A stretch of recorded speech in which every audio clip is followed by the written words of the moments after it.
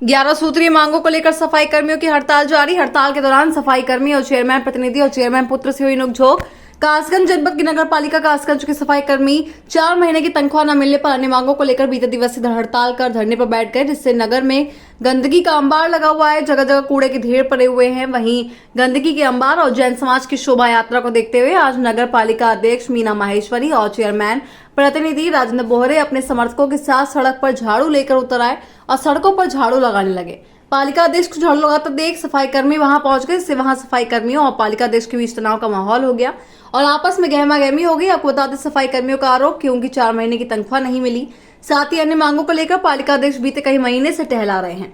इसके चलते हड़ताल का धरना प्रदर्शन कर रहे हैं। उनका आरोप है कि आज पालिका अध्यक्ष के साथ गहमागहमी के दौरान पालिका अध्यक्ष के पुत्र ने उन्हें जाति सूचक गालियां दी और उनकी महिलाओं से अभद्रता की है। इस संबंध में सफाई कर्मियों ने पालिका अध्यक्ष के पुत्र के खिलाफ कोतवाली में एक तहरीर दी।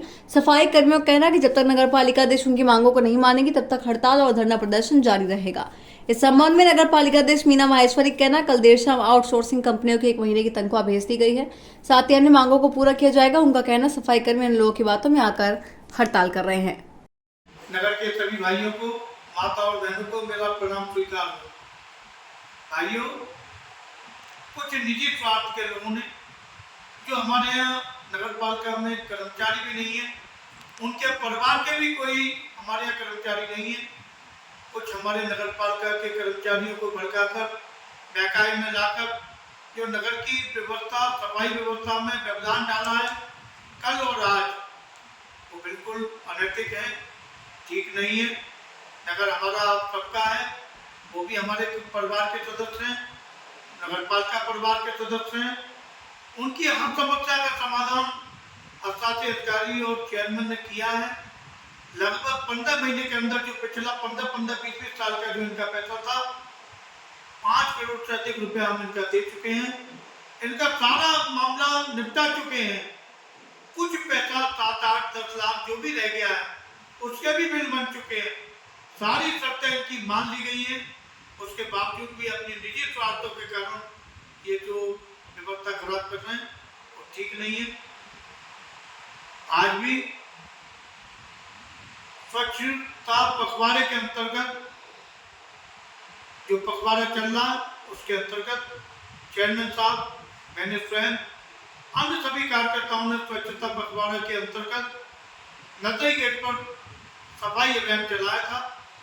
ऐसे में इन लोगों ने आकर, जो निजी स्वार्थ के लोग हैं, व्यक्तिगत स्वार्थ ये सब करा रहे हैं, इन लोगों ने समाज का हित न सोचकर, नगर का हित न सोचकर वहाँ पर आकर अभद्रता की।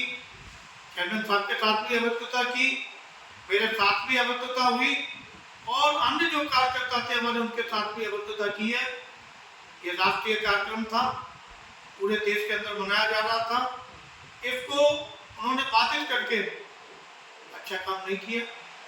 आप हड़ताल पर थे तो हमें अपने घर के आगे, अपने मंदिर के आगे सफाई करने का पूरा अधिकार है और इस पखवाड़े के अंदर सफाई अभियान ही चलाया जा रहा, लोगों को जागरूक किया जा रहा।